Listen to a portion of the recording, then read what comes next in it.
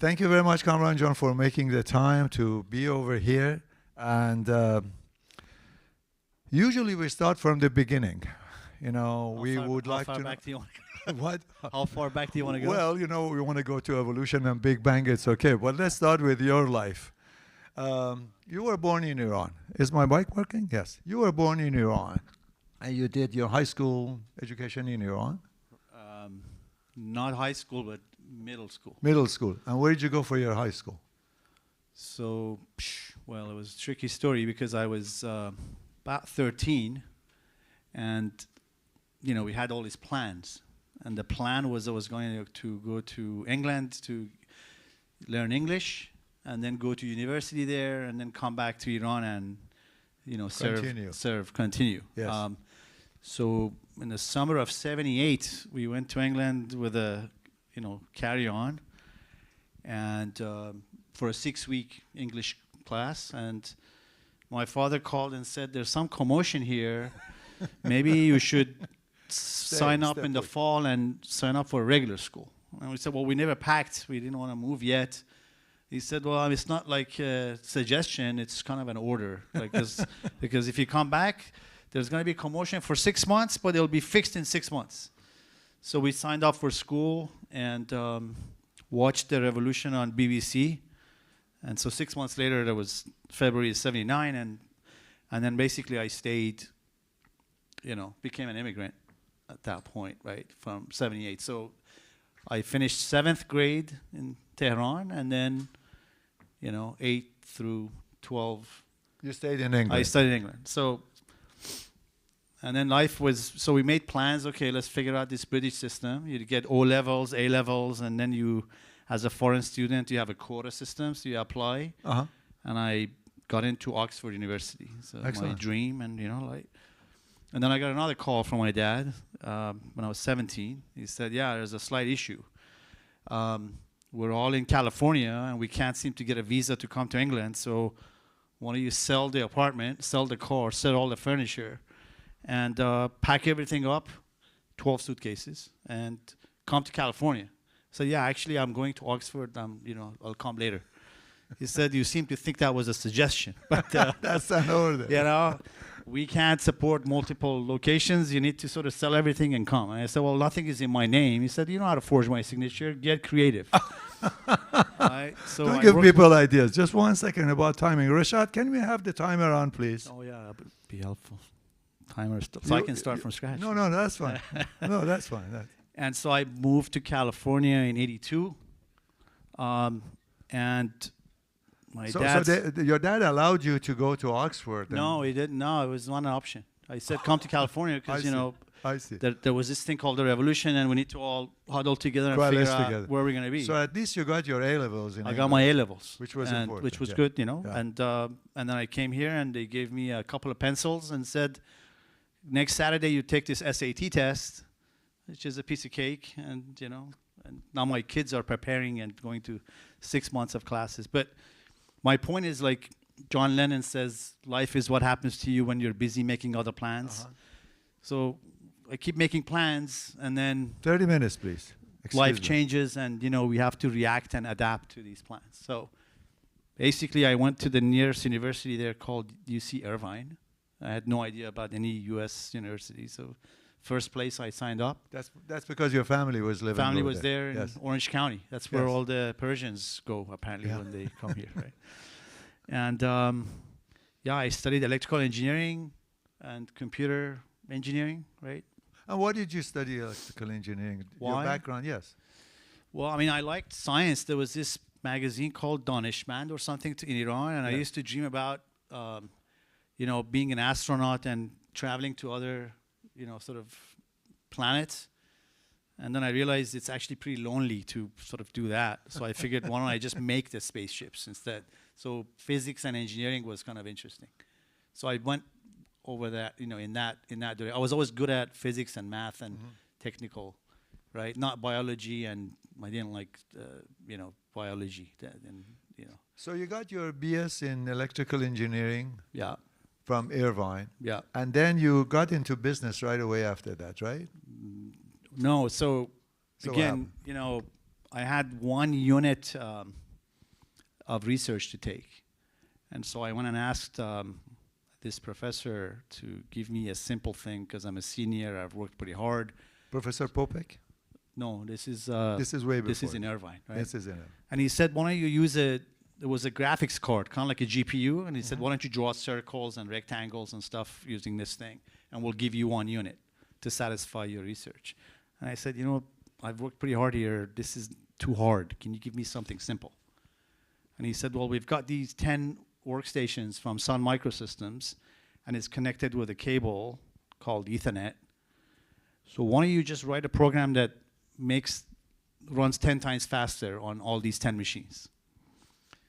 And so I said, okay, this is a piece of cake. I can do it over a weekend, you know. That was the beginning of your work in this, distributed computing. Of this thing that I didn't plan on. And I went back to him and I said, the clocks on these machines are not synchronized.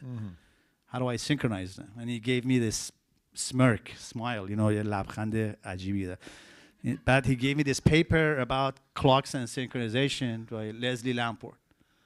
It's like, God damn, this is like relativity theory, right? It's actually very complicated.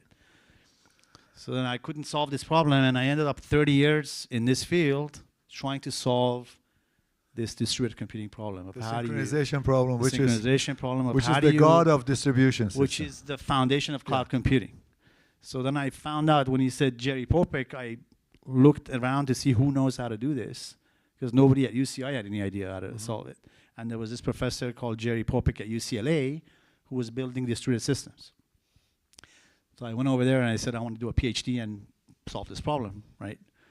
Which I think, you know, from an entrepreneur perspective, you know, I think the gist of it is I ran into an interesting problem. It wasn't about money or fame or fortune or glory. It was like, all right, this is a interesting problem, and I got curious about it. And so I went to find people who were interested in the same problem and hung out with them in the PhD program. And again, another surprise happened.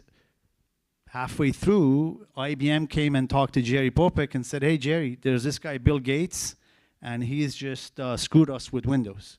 It's interesting. Right. You said you went after a problem. Right. A lot of entrepreneurs, they find a solution. You know, something cute, they find that, you know, if you turn this one, it turns into this. And they look for a problem for that, which is often not a right way to start, you know, your business.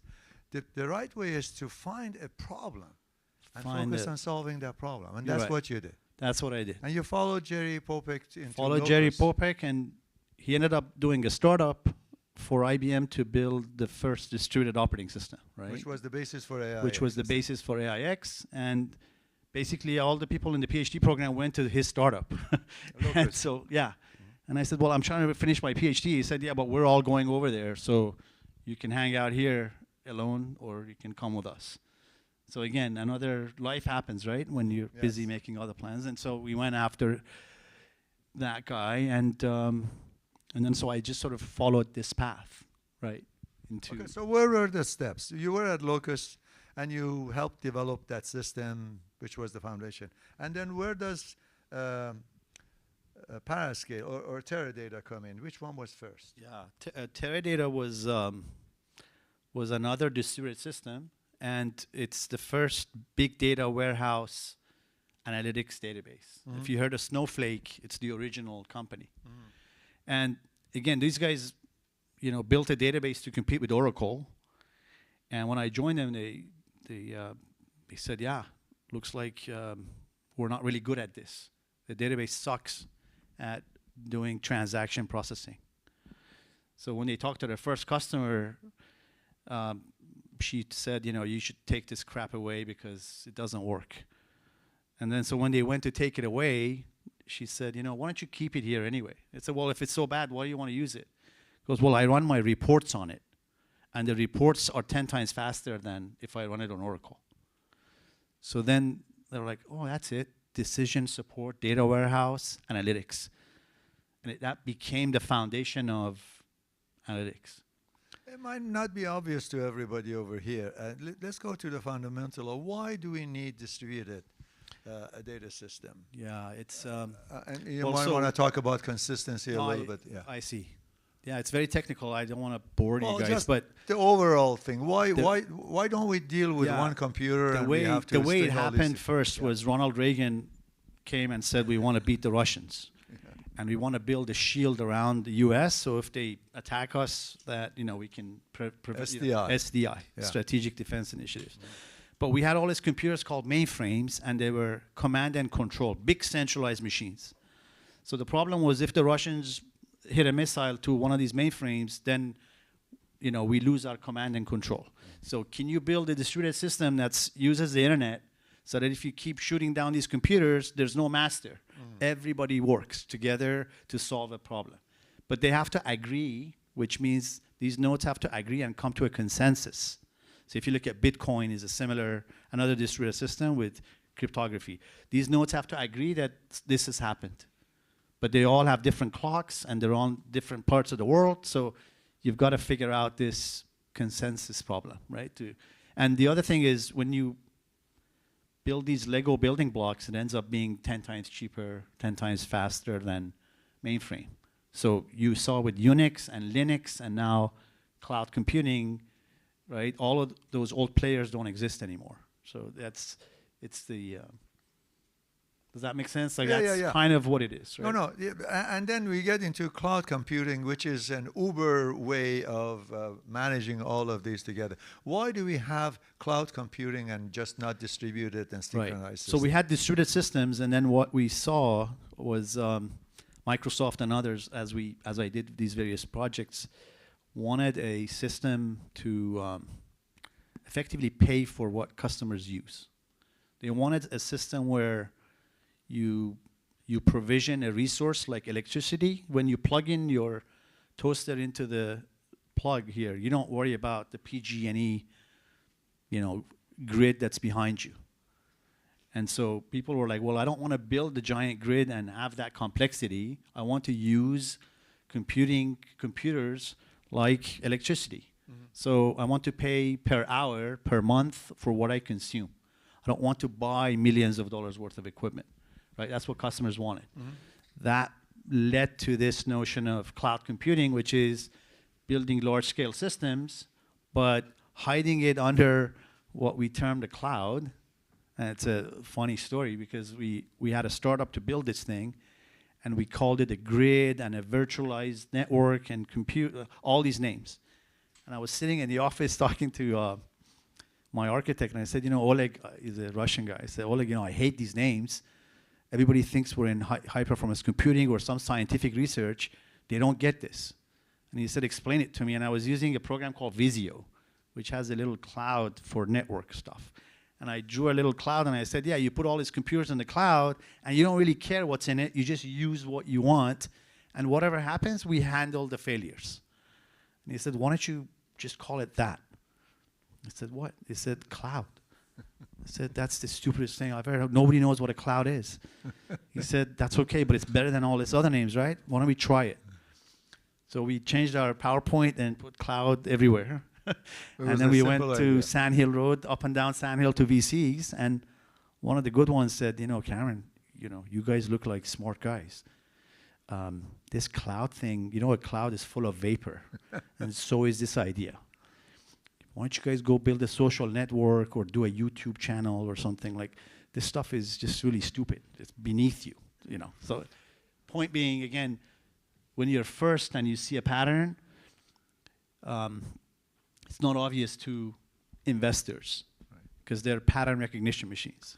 And included in that idea, as you alluded to, is the scalability. As much as, you provide the system and they don't have to use all of it, like AWS is like that. Right. So what else comes in with this one? Reliability, redundancy, scalability? I think it's like,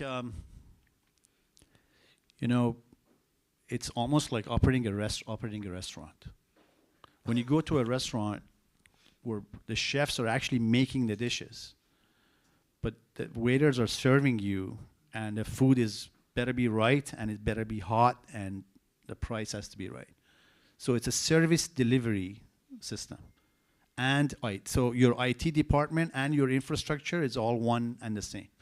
So when I run a cloud, as soon as it goes down for 5 seconds, I get a call from the big customer, explain why you were down for 5 seconds, right? So I have to deliver a service. So almost 50% of our resources are spent on what we call KTLO, which is keep the lights on.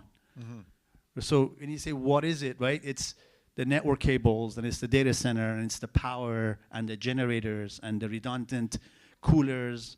We had a case where fans go off. If a fan goes off, then this part of the room gets hot, the GPUs catch on fire. This stuff actually happens, right? So we're in this business of basically taking over all of the IT infrastructure that companies used to buy, and then using the internet to just give them a conduit. Aggregate them, put them in one place. And so availability, reliability, all of that, and we can't lose any data, right? Let me bring you to the present, that you're the manager, the owner, the god of OCI, Oracle Cloud Infrastructure. Yeah.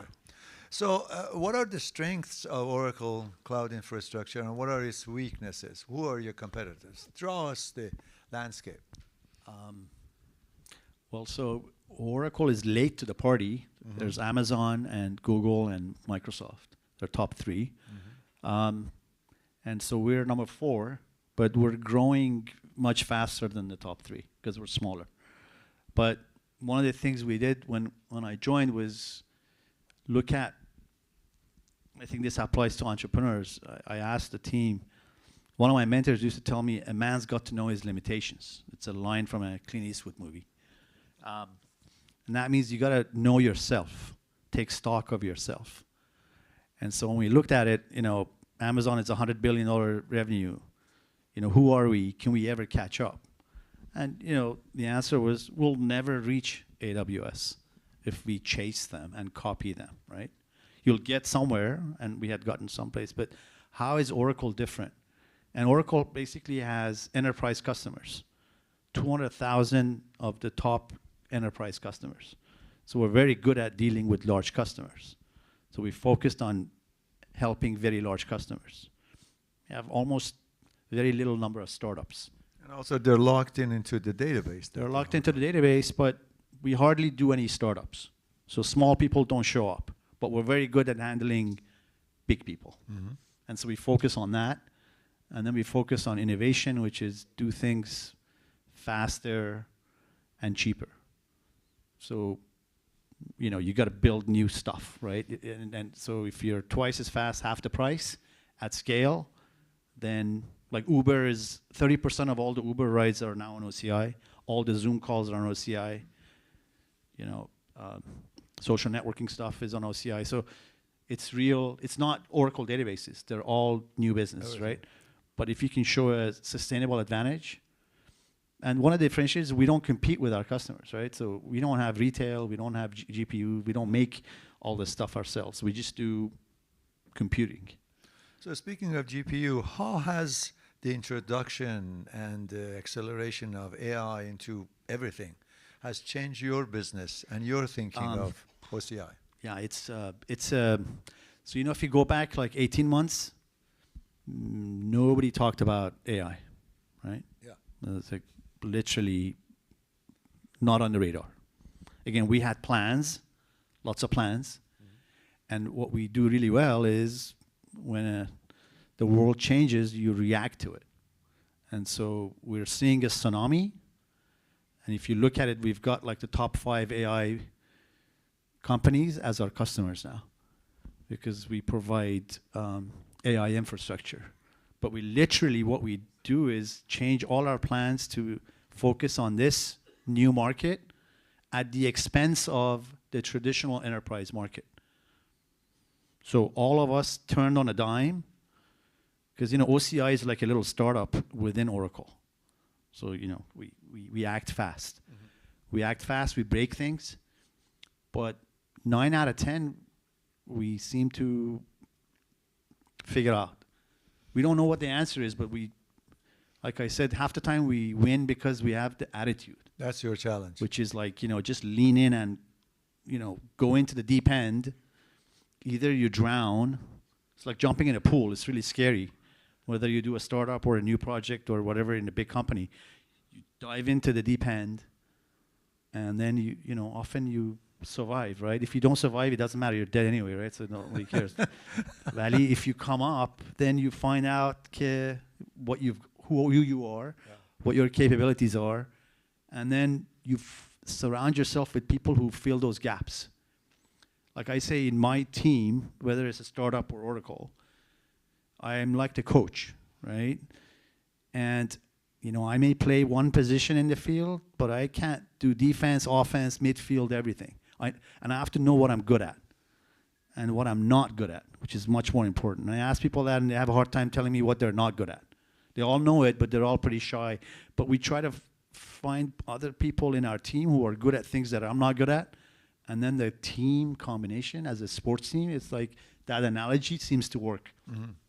We'll get to the fears and the challenges that you have. But one thing I want to ask you, you told me NVIDIA is your customer. Yeah. What are they doing being your customer? They have their own... They don't have a cloud, right? They have a DGX cloud, but it runs on top of our cloud. Are you the only cloud that they're using? Or yeah, I think so. Okay. That they resell, right? They resell to their customers. But, you know, it's kind of like NVIDIA, right? Most people can do one thing really well. If you look at Intel, like it's in disarray, right? Because they keep trying to do lots of different things instead of focusing on the one thing they're good at. Mm-hmm. And we're good at building IT and infrastructure and databases and infrastructure. NVIDIA knows how to make a GPU. Mm-hmm. That's it.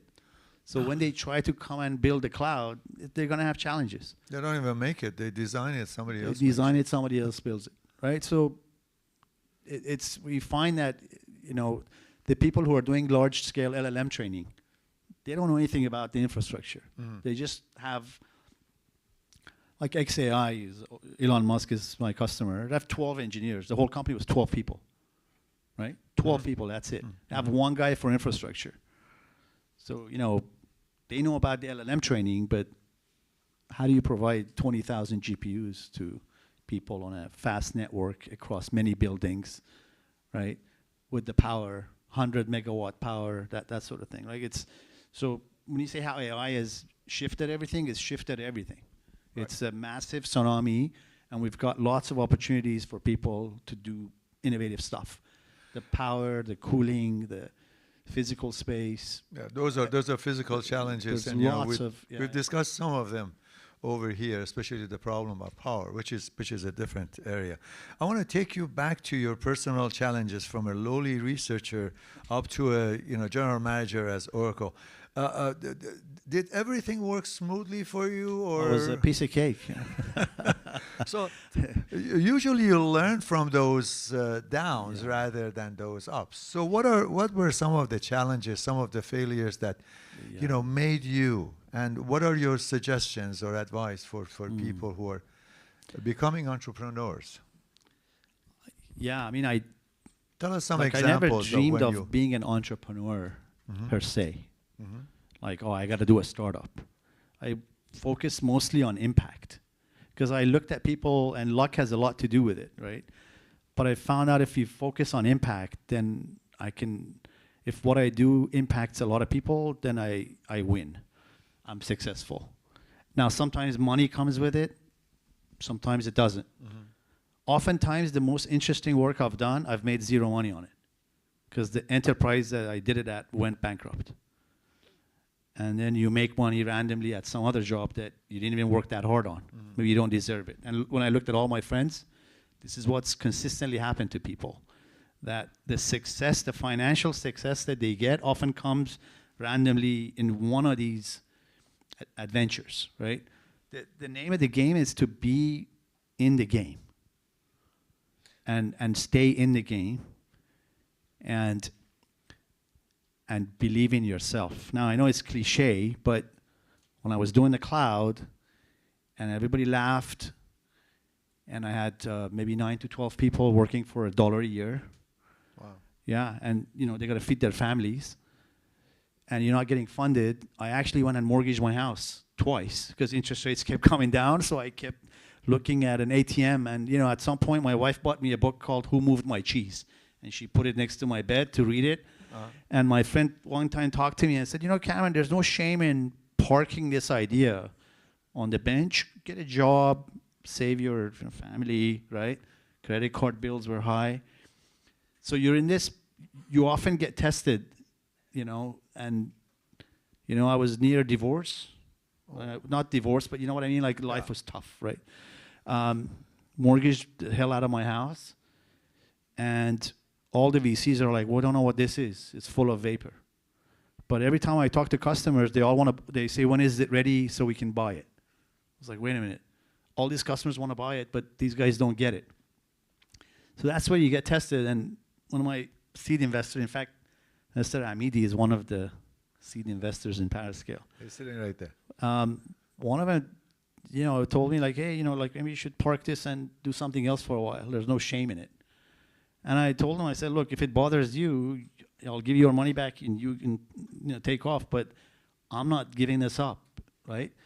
And literally a few months after that, our luck changed because Google published a paper and people were like, oh, is what you're doing similar to what Google did for themselves? I'm like, yeah, of course. He goes, why don't you say so? Because it's a pattern we can recognize. So certainly tenacity is one big element of becoming successful in the entrepreneurship. But could you tell us an example of a technical issue that, it produced nothing and it was a failure for you, but you learned from that? I'm trying to get to the point that not everything works in the realm of... Yeah, I mean, I think, you've got to try. And was there anything that you failed at? Yeah, many things, right? So could you give us a big example? The point is, like, the beauty of this thing, this game is rigged in your favor, right? You gotta, if you do 20 things in your life, only one of them has to actually work for you to then sort of make it. And, what's interesting is, you do stuff. I built, in 1992, I built a router.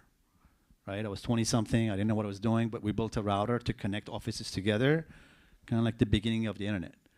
And had bad partners. We didn't have enough funding. We didn't know what we were doing, and anyways, it turned badly.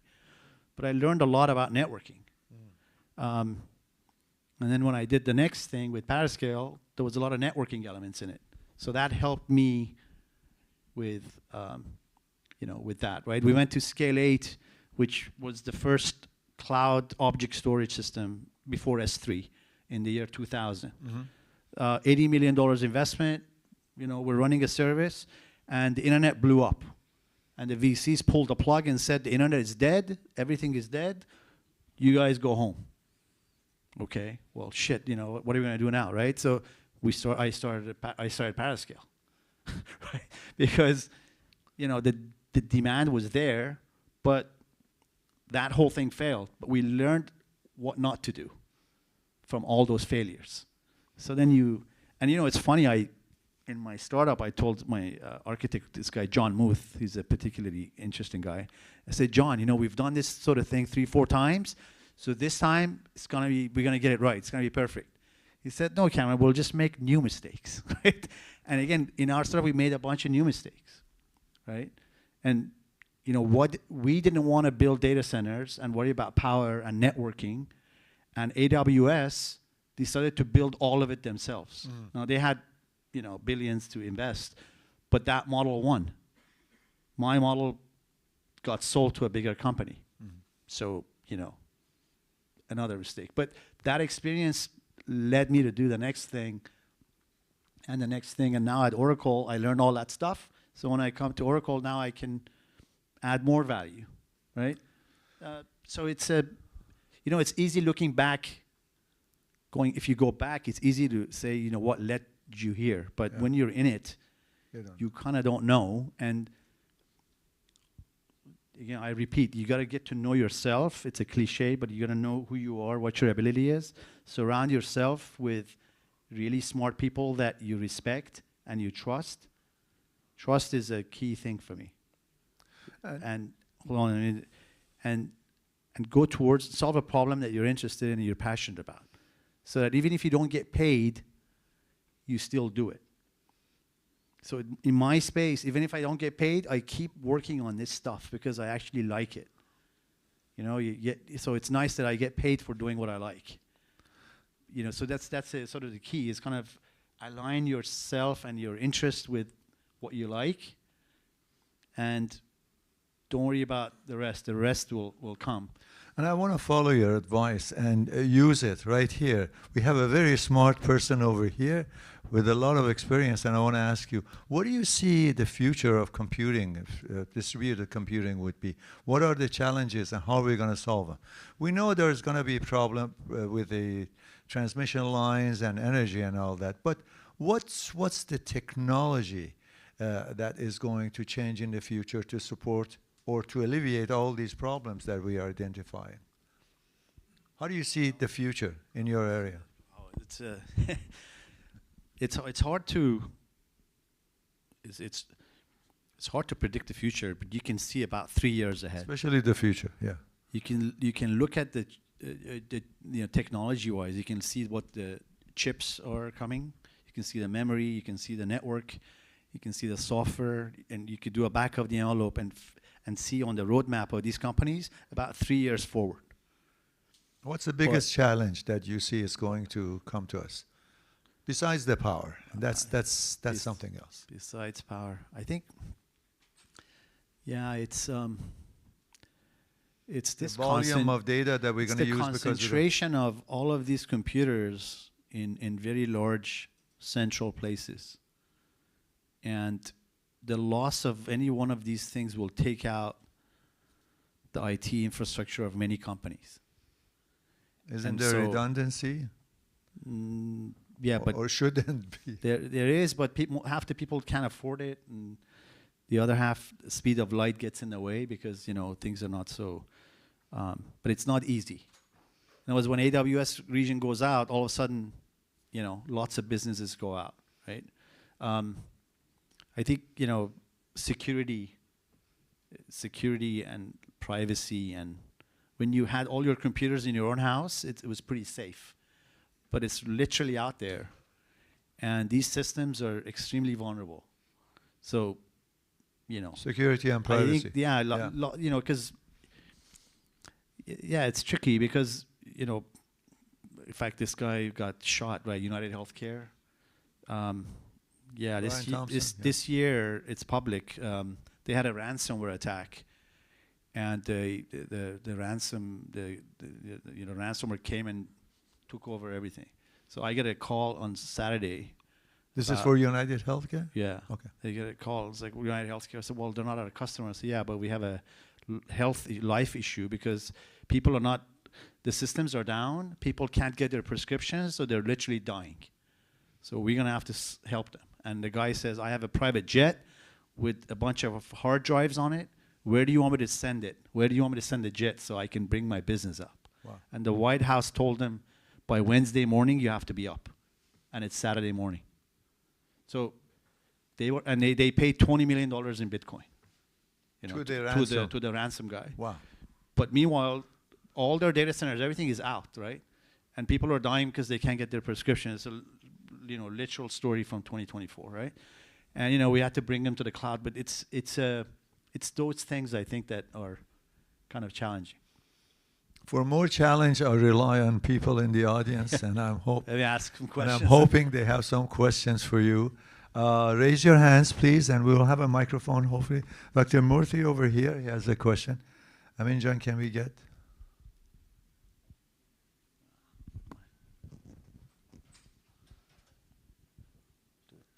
Meanwhile, if you have a question, please raise your hand so we'll register with me. We have overhead. That's Amin? Okay. Amin is going to be in a second. Amin, John, over here. Amin. That was the first question. Yeah. No. That's the first question. Let's no. Let's follow the. Yeah, fairness. Thank you, Saeedji. Yeah. You didn't mention, both of you did not mention multi-cloud. It's going to be... Multi-cloud, you said? Multi-cloud. Yeah. Yes. You're familiar with all that, I know. Yeah. Multi-cloud. So you didn't mention, both of you didn't even bring that point. Yeah. Any reason, or, you know? No, it's just most focused on what people are interested in instead of technology. But Yeah, yeah, but Oracle has a big multi-cloud strategy, and Okay. we are actually now in every cloud. Yeah. So even if our cloud fails, you know, you That's can exactly what the multi-cloud is supposed to do. Yeah, 100%. And choose the best part from best service Pick and the other best, service. yeah. Yeah. Yeah. Okay, just want to make Oh, for sure. Thank you. Amin Vatani. No, you have a microphone. Hold on. He doesn't need it. No, because it gets Working? recorded. So. Cameron, so listening to your story, you're a man with big imagination, like early days. Yeah. So these days, when you're alone, when you're in deep thinking, what are your stuff that you're dreaming about? What are the stuff that you think about these days? I think about like retirement. When am I gonna stop working? So kind of when are you guys gonna, you know, you hand off the baton to the next generation so you guys can do the heavy lifting, right? No, I actually, yeah, it's a good question. I mostly worry about my kids. I got 2 boys, and you How old know, are they? 19 and 22.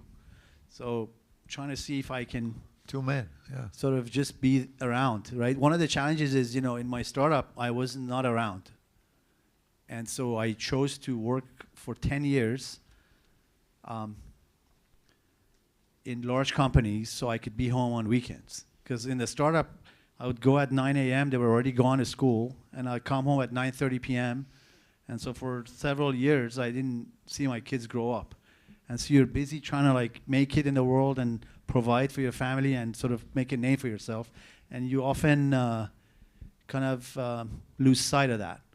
And I'd seen other friends who'd gone too much into just work. And then when they end, they've got the success, but then the kids aren't happy. Like you've lost that connection. So I actually purposefully planned to work for 10 years in big companies, and that just finished this month, right? And my kids are both now in college, and they don't want to talk to me anymore. So, but you know, I like, you know, I think, you know, what I'm excited about in the future, that kind of what you asked about, what do I dream of? I mean, What is it you think about, like when you're alone?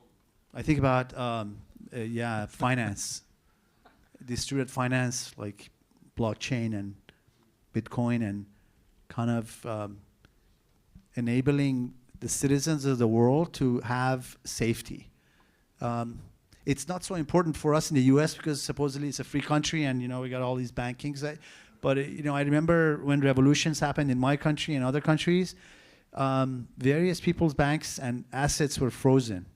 And so one day you're doing fine, and then the other day you worry about how you're going to pay for your next meal. So, you know, back in Iran in '79, if there was Bitcoin, a bunch of people would have a few Bitcoins maybe, and then they could feed their families, right? So I think that's a powerful thing in a global sense, to have a distributed system, which is my passion, with security, and allow people to kind of bypass the banking system in some sense, right? I think that's very interesting. And I thought the governments would ban it, but apparently they're endorsing it, which is a surprise to me. But I think that's very interesting. And AI ML is, I mean, that's the other thing, right? It's, what's the impact? Because most people think linearly. Humans think linearly, but technology grows exponentially. And you know, 2 things I'll say to that. One is, in 5 years, this stuff is growing 5 to 10x a year, not 1.8x like Moore's law. It's much faster. And so, you know, what will these systems be able to do, and how will it displace regular jobs? That's one. And at the same time, you know, it's amazing because it can do a lot. So how do we balance that, right? I think about that. And there was one thing else about exponential thing I just wanted to leave with you guys, right? Most people don't understand exponential growth. So when you look at somebody like me and it's like, oh, how come he did all this stuff? And somebody with 30, 40 years experience, if you continuously learn and just improve 1% a month, month to month, nobody will notice anything. But if you actually use the compound interest formula, when you get to 20, 30, 40 years, you'll reach this part of the curve, and then all of a sudden you've got so much experience, and people wonder like, why is he so good, right?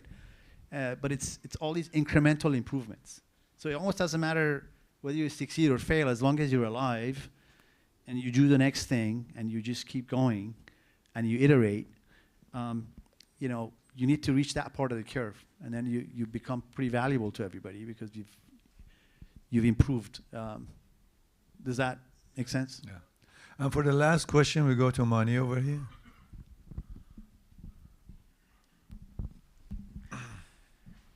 Thank you. Just I want to. Mani Jan, tell us who you are and what's your affiliation. My name is Mani Rezai. I'm doing nothing. Yeah, I have a question about, you talked about your team and the trust. Yeah. And for example, if you, from tomorrow, you have a big suggestion from, I don't know, somewhere, how many of your team members you will take with you? Yeah, it's not how many I will take, it's how many will follow me. Somehow, right? yeah. And so I always judge leaders by the company they keep. So when you look at somebody in my team, did his previous company's people follow him? That means he has a pull and he's a strong leader. So I try to, I have a value system I've defined, I've actually written it down, right? But trust is sort of the first element. I don't want to get into it. It's another philosophical discussion. But treating people well, I think is, I would say, I tell my team, we go into lots of different buildings with different logos over time, but the people remain the same. So don't get carried away and abuse people and abuse their trust if you're in a position of power, because you'll find at the next company, you're going to be alone. And I see many executives who are alone, and nobody follows them. Thank you. So I hope that helps, but just... Thank you. On behalf of Plug and Play, the Persian Tech Network, the AmidiGroup, and the Iranian community, I would like to thank you for making your time and coming over here. Thank you, Mr. Amidi. Thank you so much. Pleasure. Merci. Thank you. Thank you. It's a pleasure.